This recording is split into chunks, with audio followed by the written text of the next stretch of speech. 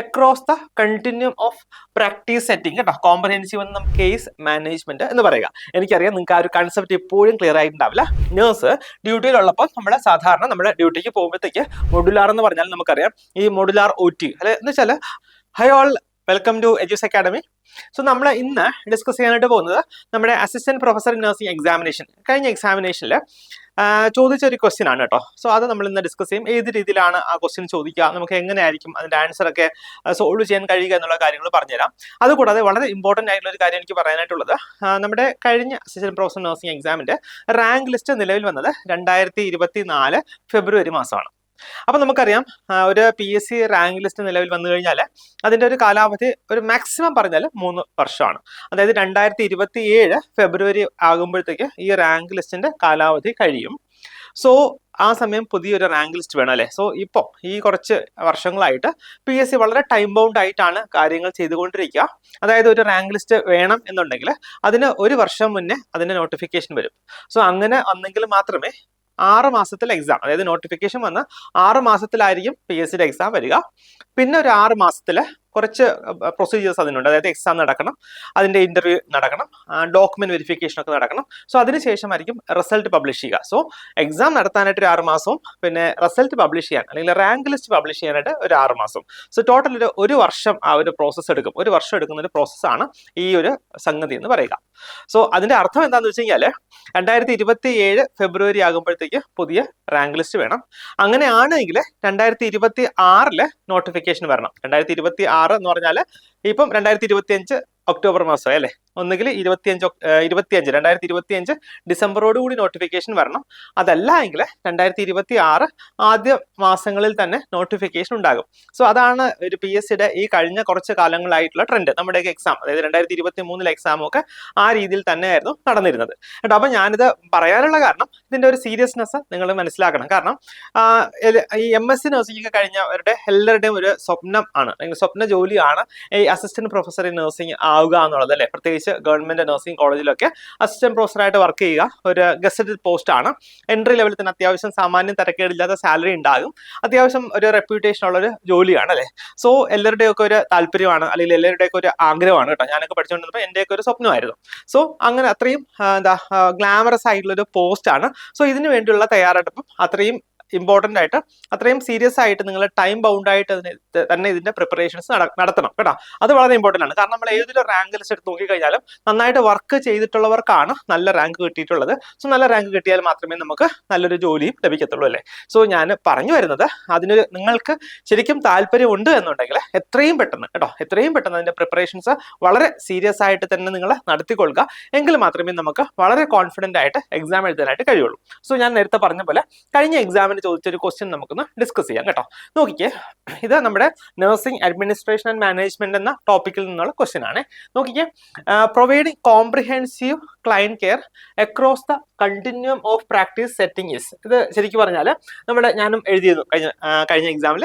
അപ്പൊ നോക്കിയേ, ആ ഒരു എക്സാമിന് അത്യാവശ്യം ഒരു കൺഫ്യൂഷൻ ഒക്കെ ഉണ്ടാക്കിയ ഒരു ക്വസ്റ്റ്യൻ ആയിരുന്നു കേട്ടോ. നോക്കിയേ, പ്രൊവൈഡിങ് എന്താണ് കോംപ്രിഹെൻസീവ് കേട്ടോ, comprehensive client care across the continuum of practice setting കേട്ടോ. കോംപ്രിഹെൻസീവ് എന്ന് പറഞ്ഞാൽ നമുക്കറിയാം എന്താണ്, ഒരു കംപ്ലീറ്റ് ആയിട്ടുള്ള അല്ലെങ്കിൽ ടോട്ടൽ കവറപ്പ് ചെയ്തിട്ടുള്ള ടൈപ്പിലുള്ള ഒരു പേഷ്യന്റ് കെയർ കൊടുക്കുന്നത് എങ്ങനെയാണ്, across the continuum of practice setting. അതിന് നമ്മൾ എന്താണ് പറയുക? നോക്കിയേ, option A case management, option B is team nursing, option C is modular nursing, option D is primary nursing. എന്താണ് ഈ ഒരു മോഡൽ പേഷ്യന്റ് കെയറിന് നമ്മൾ എന്ത് ടൈപ്പാണ് അല്ലെങ്കിൽ എന്ത് പേരാണ് പറയുക? നോക്കിയേ, എന്തെങ്കിലും ഒരു ഐഡിയ കിട്ടുന്നുണ്ടോ? നോക്കാവേ, നമുക്ക് എന്താണ് അതിന്റെ ആൻസർ നോക്കാവേ. നോക്കിയേ, അതിന്റെ ആൻസർ വരുന്നത് ഓപ്ഷൻ എ ആണ്, കേസ് മാനേജ്മെന്റ് ആണ്. എനിക്ക് തോന്നുന്നു പലരും ഇപ്പോഴും കമ്പലായിട്ടില്ല അല്ലെ. കൃത്യമായിട്ട് നമുക്ക്, അതായത് കുറച്ചൊരു ട്വിസ്റ്റിംഗ് ആയിട്ടുള്ള ഒരു ക്വസ്റ്റ്യൻ ആണ്. നമുക്ക് അതിന്റെ റീസൺസ് നമുക്ക് നോക്കാം കേട്ടോ. അതായത് ഈ ടൈപ്സ് ഓഫ് പേഷ്യന്റ് അസൈൻമെന്റ് എന്ന് പറയുന്നത് വളരെ ഇമ്പോർട്ടന്റ് ആയിട്ടുള്ള ഒരു ടോപ്പിക്കാണ്. സാധാരണ എല്ലാ എക്സാമിനും ഇതിൽ നിന്ന് ഒരു ക്വസ്റ്റ്യൻ ചോദിക്കാറുണ്ട്. നോക്കി നമുക്ക് നോക്കാവേ. Modalities of nursing care delivery അല്ലെങ്കിൽ types of patient care delivery എന്ന് പറയുമ്പോൾ എന്താണത്? Refers to the manner in which nursing care is organised and delivered കേട്ടോ. അതായത് ഏത് രീതിയിലാണോ നമ്മൾ നഴ്സിംഗ് കെയർ ഓർഗനൈസ് ചെയ്യുക എന്ന് പറഞ്ഞാൽ പ്ലാനിങ് മുതൽ സ്റ്റാർട്ട് ചെയ്യും അല്ലേ. ഏത് രീതിയിലാണ് നമ്മൾ പേഷ്യന്റ് നഴ്സിംഗ് കെയർ കൊടുക്കാനായിട്ട് പ്ലാൻ ചെയ്യുക, അത് സിസ്റ്റമാറ്റിക് ആയിട്ട് നമ്മൾ എങ്ങനെയാണോ അത് പേഷ്യന്റിൽ എത്തിക്കാനായിട്ട് നോക്കുക, കൂടാതെ എന്താണ് ഏത് രീതിയിലാണ് നമ്മൾ പേഷ്യന്റിനെ ഡെലിവർ ചെയ്യുക. സോ ഇത്രയും കാര്യങ്ങൾ നമ്മുടെ ഈ മൊഡാലിറ്റീസ് ഓഫ് നഴ്സിംഗ് കെയർ ഡെലിവറിയിൽ വരുന്നതാണ്.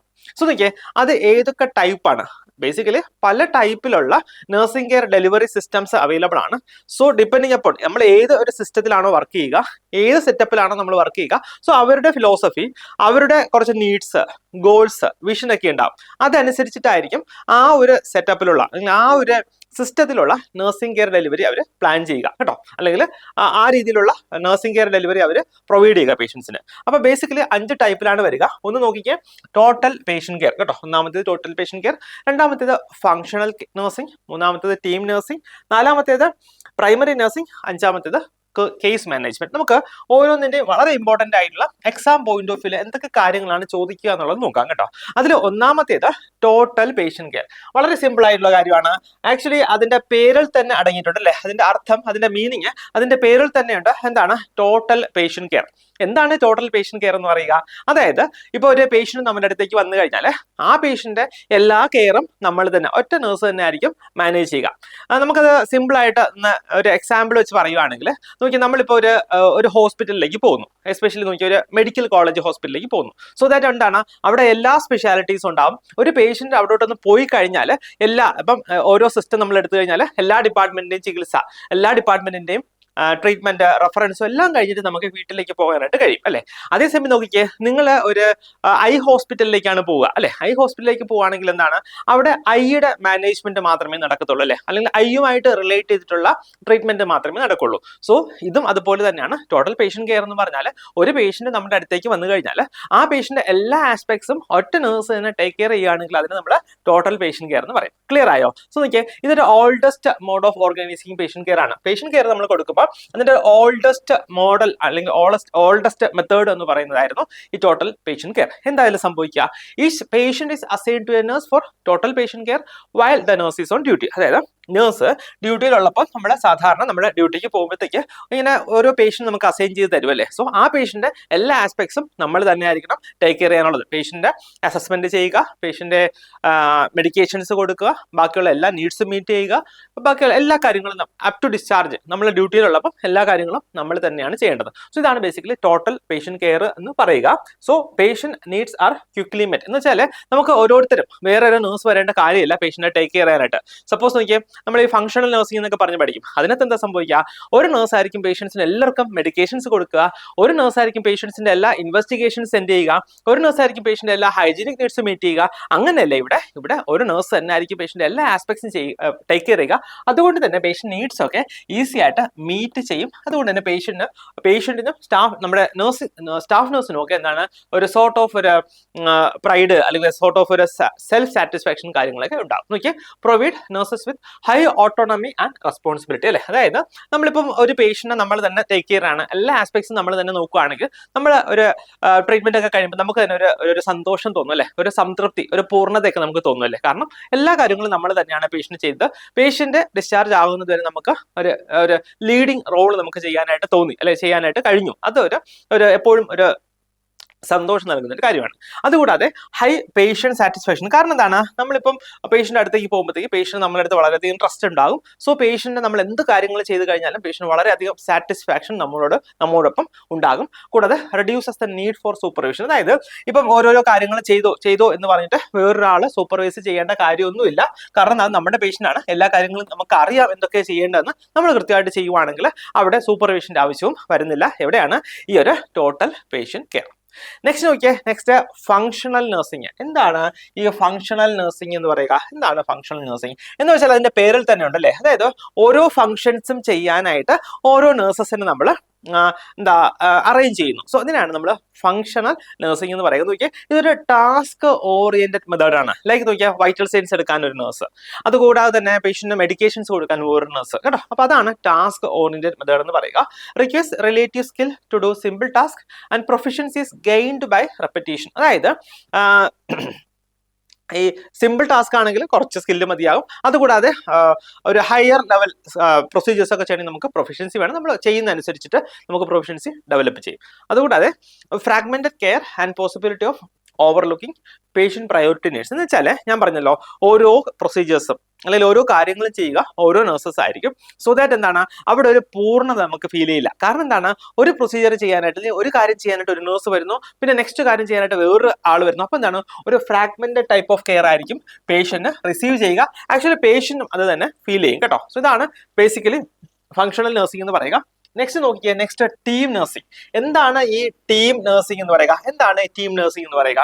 അതായത് ലൈക്ക് ഒരു ടീം ഉണ്ടാവും, ആ ടീം ആയിരിക്കും പേഷ്യന്റ് എല്ലാ ആസ്പെക്ട്സും മാനേജ് ചെയ്യുക. നോക്കിയാൽ അസോസിയേറ്റ് വിത്ത് ഡെമോക്രാറ്റിക് ലീഡർഷിപ്പ്. നമ്മൾ അഡ്മിനിസ്ട്രേഷനിലും മാനേജ്മെന്റിലും ഒക്കെ പഠിക്കുന്ന കാര്യമാണ് അല്ലേ ഈ ഒരു ടൈപ്സ് ഓഫ് ലീഡർഷിപ്പ്. അതിൽ ഡെമോക്രാറ്റിക് ലീഡർഷിപ്പ് നമ്മൾ പഠിക്കും. സോ അതുപോലെ തന്നെ ഈ ഒരു ഡെമോക്രാറ്റിക് ലീഡർഷിപ്പുമായിട്ട് അസോസിയേറ്റ് ചെയ്ത് വരുന്ന കാര്യമാണ് ഈ ഒരു ടീം നഴ്സിംഗ് എന്ന് പറയുക. എന്ന് വെച്ചാൽ എന്താണ്, ഒരു ടീം ഓഫ് നഴ്സസ് ഉണ്ടാകും, അവരായിരിക്കും ഈ പേഷ്യന്റെ എല്ലാ നീഡ്സും മീറ്റ് ചെയ്യാനായിട്ട് ഹെൽപ്പ് ചെയ്യുക. Achieve goals through a group action.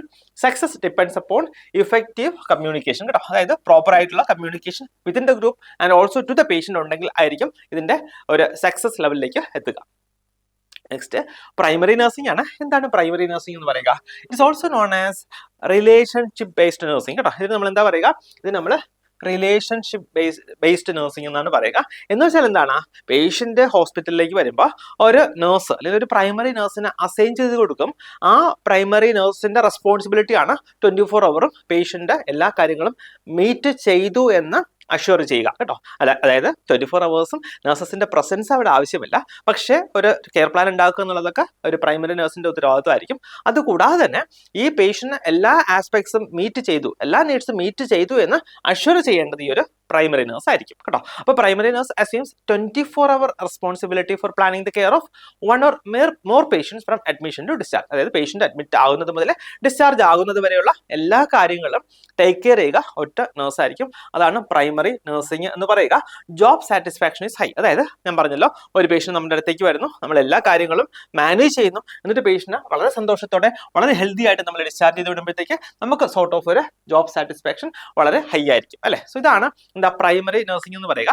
Next നോക്കിയാൽ കേസ് മാനേജ്മെന്റ് മെത്തേഡ് അല്ലെങ്കിൽ nursing case management. It's also known as clinical pathways കേട്ടോ. ഇതിന് നമ്മൾ ക്ലിനിക്കൽ പാത്വേസ് എന്നും പറയാറുണ്ട്. So coordinated goal oriented approach. എന്താണ്, നമുക്കവിടെ കുറച്ച് ഗോൾസ് ഉണ്ടാവും, കുറച്ച് കാര്യങ്ങൾ മീറ്റ് ചെയ്യേണ്ടതായിട്ടുണ്ടാവും. സോ അത് ഓറിയന്റ് ചെയ്തിട്ടായിരിക്കും നമ്മൾ ഫംഗ്ഷൻ ചെയ്യുക കേട്ടോ. Coordinated goal oriented approach to manage care for clients with complex health needs across settings and over time, like a strategy for assessing, implementing and evaluating the cost effectiveness of patient care. Like നോക്കി, ഇതൊരു coordinated ആയിട്ടുള്ള ഒരു goal directed approach ആണ് ഈ പറഞ്ഞിരിക്കുന്ന ഈ nursing case management എന്ന് പറയുക. എനിക്കറിയാം നിങ്ങൾക്ക് ആ ഒരു കൺസെപ്റ്റ് ഇപ്പോഴും ക്ലിയർ ആയിട്ടുണ്ടാവില്ല.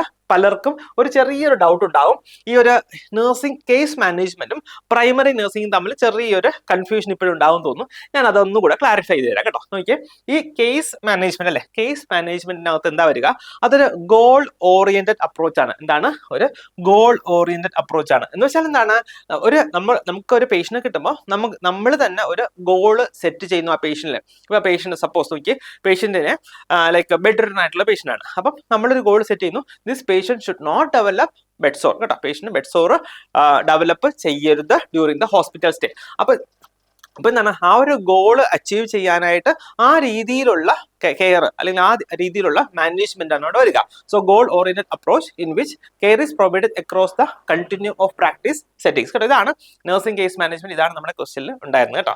നെക്സ്റ്റ് പ്രൈമറി നഴ്സിംഗ് എന്ന് പറഞ്ഞാൽ എന്താണ്, അതൊരു റിലേഷൻഷിപ്പ് ബേസ്ഡ് സിസ്റ്റം ആണ്. എന്ന് വെച്ച് കഴിഞ്ഞാൽ ഈ പേഷ്യന്റും നഴ്സും തമ്മിലുള്ള ഒരു IPR അല്ലെങ്കിൽ ഒരു റിലേഷൻഷിപ്പ് ബേസ് ചെയ്തിട്ടുള്ള ഒരു സിസ്റ്റം ഓഫ് പ്രാക്ടീസ് ആണ് പ്രൈമറി നഴ്സിംഗ് എന്ന് പറയുക. വേറാസ് ഈ നഴ്സിംഗ് കേസ് മാനേജ്മെന്റ് എന്ന് പറഞ്ഞാൽ അതൊരു ഗോൾ ഓറിയന്റഡ് അപ്രോച്ച് ആണ്, അല്ലെങ്കിൽ ഒരു ഗോൾ ഡയറക്റ്റഡ് അപ്രോച്ച് ആണെന്ന് ഓർക്കുക കേട്ടോ. അപ്പൊ പ്രൈമറി നഴ്സിംഗിൽ റിലേഷൻഷിപ്പ് ബേസ്ഡ് സിസ്റ്റം ആണ്, where one nurse is responsible for planning and coordinating for the patient during their stay. അതെനിക്കൊന്ന് ക്ലിയർ ആയിരിക്കും അല്ലേ. നോക്കിയേ, nursing case management it is cost effective outcome based care കേട്ടോ. ഔട്ട്കം ബേസ്ഡ് അല്ലെങ്കിൽ ഞാൻ പറഞ്ഞു ഒരു ഗോൾ ഓറിയന്റഡ് അപ്രോച്ച് ആണ് and continuity across the health system that will be there in the nursing case management.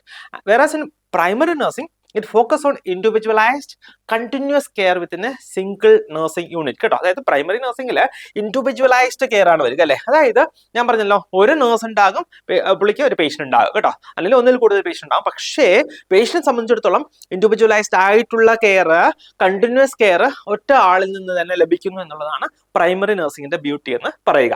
കൂടാതെ എക്സ്റ്റൻസ് ബിയോണ്ട് ദ ഹോസ്പിറ്റൽ, ഇതാണ് nursing case management. കാരണം എന്താണ്, ഇവിടെ ഇതൊരു ഗോൾ ഓറിയന്റഡ് അപ്രോച്ച് ആണ്. മേ ബി പേഷ്യന്റ് റീഹാബിലിറ്റേഷൻ വേണം, patient ഹോസ്പിറ്റലിൽ നിന്ന് ഡിസ്ചാർജ് ആയി പോയി എങ്കിലും ഈ ഒരു നഴ്സിംഗ് കേസ് മാനേജ്മെന്റ് എക്സ്റ്റെൻഡ് ചെയ്യും, കാരണം ഇതൊരു ഗോൾ ഓറിയന്റഡ് അപ്രോച്ച് ആയതുകൊണ്ട്. അതേസമയം പ്രൈമറി നഴ്സിംഗ് ആണെങ്കിൽ it is limited to 1 unit or till the patient is in the hospital കേട്ടോ. പേഷ്യന്റ് ഹോസ്പിറ്റലിൽ ഉള്ളപ്പോൾ, പേഷ്യന്റ് ഹെൽത്ത് കെയർ ഫെസിലിറ്റിയിൽ ഉള്ളത് വരെ ആയിരിക്കും യൂഷ്വലി ഒരു പ്രൈമറി നഴ്സിംഗ് ഉണ്ടാവുക. സോ ബേസിക്കലി ഇതാണ് ഈ ഒരു നഴ്സിംഗ് കേസ് മാനേജ്മെന്റിന്റെയും ഈ ഒരു പ്രൈമറി നഴ്സിംഗും തമ്മിലുള്ള വ്യത്യാസം കേട്ടോ. സാധാരണ ഇത് റിലേറ്റ് ചെയ്തിട്ട് ക്വസ്റ്റ്യൻസ് ചോദിക്കും. ഏതൊരു എക്സാമിനും ഒരു ക്വസ്റ്റ്യനെങ്കിലും ഈ ഒരു ഏരിയയിൽ നിന്ന് ചോദിക്കുന്നതാണ് കേട്ടോ. അപ്പോൾ അതുകൊണ്ടാണ് ഞാൻ കുറച്ച് ഡീറ്റെയിൽ ആയിട്ട് പറഞ്ഞത്. എനിക്ക് തോന്നുന്നു നിങ്ങൾക്ക് അത് ക്ലിയർ ആയിട്ടുണ്ടാവും എന്ന് ഞാൻ വിശ്വസിക്കുന്നു. നെക്സ്റ്റ് വരുന്നത് മോഡുലാർ നഴ്സിംഗ് ആണ്. മോഡുലാർ നഴ്സിംഗ് എന്താണ്? മോഡുലാർ നഴ്സിംഗ് എന്ന് നോക്കാം. Team based patient care delivery system in which nursing unit is divided into modules or small areas. ഇവിടെ ഇത് ബേസിക്കലി ഒരു ടീം ബേസ്ഡ് ആയിട്ടുള്ള പേഷ്യന്റ് കെയർ സിസ്റ്റം ആണ്, അല്ലെങ്കിൽ പേഷ്യന്റ് കെയർ ഡെലിവറി സിസ്റ്റം ആണ്. മൊഡുലാർ എന്ന് പറഞ്ഞാൽ നമുക്കറിയാം ഈ മൊഡുലാർ OT അല്ലെ എന്ന് വെച്ചാൽ ആ ഒരു വലിയൊരു മെയിൻ OT കോംപ്ലക്സ് ഉണ്ടാവും. ആ OT കോംപ്ലക്സിനെ നമ്മൾ ഡിഫറെന്റ് മൊഡ്യൂൾസ് ആയിട്ട് ഡിവൈഡ് ചെയ്യും. അതുപോലെ തന്നെയാണ് ഈ ഒരു മൊഡുലാർ നഴ്സിംഗ് എന്ന് പറയുക. ഇതൊരു team based patient care delivery system ആണ്, in which the nursing unit is divided into modules കേട്ടോ. നഴ്സിംഗ് യൂണിറ്റിന് നമ്മൾ മൊഡ്യൂൾസ് ആയിട്ട് ഡിവൈഡ് ചെയ്യുന്നു, ഓർ സ്മോൾ ഏരിയാസ് കേട്ടോ. A team of nurses, usually registered nurse or practical nurse or nursing assistant, is assigned to care for all patients on one specific module. അതായത് ഒരു specific module. ഇപ്പൊ നോക്കിയേ, may be ഒരു nursing സ്റ്റേഷനിൽ തന്നെ നമ്മൾ അതിന് 6 മൊഡ്യൂളായിട്ട് തിരിച്ചു കഴിഞ്ഞാൽ ഒരു ടീമിന് ഇതുപോലെ ഒരു മൊഡ്യൂൾ നമ്മൾ കൊടുക്കും. അതിനകത്ത് സ്റ്റാഫ് നഴ്സ് ഉണ്ടാകാം, നഴ്സിംഗ് അസിസ്റ്റന്റ് ഉണ്ടാവും. സോ ഇവരായിരിക്കും ആ ഒരു മൊഡ്യൂളിലുള്ള, ആ ഒരു യൂണിറ്റിലുള്ള എല്ലാ പേഷ്യൻസിനും അല്ലെങ്കിൽ എല്ലാ പേഷ്യൻസിനെയും ടേക്ക് കെയർ ചെയ്യുക. ബേസിക്കലി ഇതാണ് മോഡുലാർ നഴ്സിംഗ് എന്ന് പറയുക കേട്ടോ. അപ്പം ബേസിക്കലി ഈ ഒരു പേഷ്യന്റ് കെയർ അല്ലെങ്കിൽ പേഷ്യന്റ് കെയർ സിസ്റ്റം അല്ലെങ്കിൽ പേഷ്യന്റ് അസൈൻമെന്റ് സിസ്റ്റം ആണ് നമ്മൾ ഡിസ്കസ് ചെയ്തത്. ഞാൻ പറഞ്ഞല്ലോ, യൂഷ്വലി നമ്മുടെ ഏതൊരു എക്സാം എടുത്തു കഴിഞ്ഞാലും ഈ ഏരിയയിൽ നിന്ന് ക്വസ്റ്റ്യൻസ് ഉണ്ടാകും. Especially assistant professor, nursing tutor പോലെയുള്ള കുറച്ച് ഹയർ ലെവൽ എക്സാംസിൽ കുറച്ച് വേറിട്ട രീതിയിലുള്ള ക്വസ്റ്റ്യൻസ് ആയിരിക്കും നമുക്ക് പ്രതീക്ഷിക്കാനായിട്ട് കഴിയുക. അതിന് വേറെ പേടിക്കേണ്ട കാര്യങ്ങളൊന്നുമില്ല. വളരെ സിസ്റ്റമാറ്റിക് ആയിട്ട് നമ്മൾ കാര്യങ്ങളൊക്കെ അറിഞ്ഞ് എക്സാമിന്റെ പാറ്റേൺ ഒക്കെ അറിഞ്ഞ് പഠിക്കുകയാണെങ്കിൽ നമുക്ക് വളരെ ഈസി ആയിട്ട് ക്രാക്ക് ചെയ്യാവുന്നതേ ഉള്ളൂ. ഞാൻ നേരത്തെ പറഞ്ഞ കാര്യം നിങ്ങളിപ്പോൾ ഒന്ന് ഓർക്കുക. അതായത് നോട്ടിഫിക്കേഷൻ ചിലപ്പോൾ അധികം താമസമില്ലാതെ തന്നെ വരും. ഇനിയിപ്പം മേ ബി ഇപ്പം നമ്മുടെ ഇപ്പോൾ ഒക്ടോബർ ആണ്, ഡിസംബർ, അതായത് 2 മാസമാണ് നമുക്ക് ഈ ഒരു വർഷം എൻഡ് ആകാനായിട്ടുള്ളത്. ഇൻ കേസ് ഡിസംബറിൽ വന്നില്ല എങ്കിലും നെക്സ്റ്റ് 2026 ആദ്യമേ തന്നെ വരാനുള്ള എല്ലാ സാധ്യതകളും ഉണ്ടാവും കേട്ടോ. സാധ്യതകളാണ് ഞാൻ പറയുക. യൂഷ്വലി അത് PSCയുടെ ഒരു പാറ്റേൺ വെച്ചിട്ട് അങ്ങനെയാണ് നമ്മൾ കണ്ടുവരിക കേട്ടോ. അപ്പോൾ നിങ്ങൾ നന്നായിട്ട് പഠിക്കുക കേട്ടോ, നന്നായിട്ട് പഠിക്കുക. കൂടാതെ തന്നെ നമ്മുടെ എജ്യൂസ് അക്കാഡമിയിൽ അസിസ്റ്റന്റ് പ്രൊഫസറിന്റെ എക്സ്ക്ലൂസീവ് ബാച്ച് തന്നെ അവൈലബിൾ ആണ്. സോ നിങ്ങൾക്ക് അങ്ങനെ ജോയിൻ ചെയ്യണമെന്നുണ്ടെങ്കിൽ ഉറപ്പായിട്ടും നിങ്ങൾക്ക് ഞങ്ങളെ കോൺടാക്ട് ചെയ്യാവുന്നതാണ്. എനിവേ നിങ്ങൾ നന്നായിട്ട് പഠിക്കുക. എല്ലാവർക്കും ഓൾ ദി ബെസ്റ്റ്. ഞാൻ നേരത്തെ പറഞ്ഞ പോലെ ഈ നമ്മുടെ ഒരു MSc ഒക്കെ കഴിഞ്ഞിട്ട് ഒരു ഡ്രീം ജോബാണ്. അപ്പം നല്ലൊരു ഓപ്പർച്യൂണിറ്റി നിങ്ങൾ ആരും മിസ് ചെയ്യാതിരിക്കുക കേട്ടോ. അപ്പോൾ എല്ലാവർക്കും all the best and take care.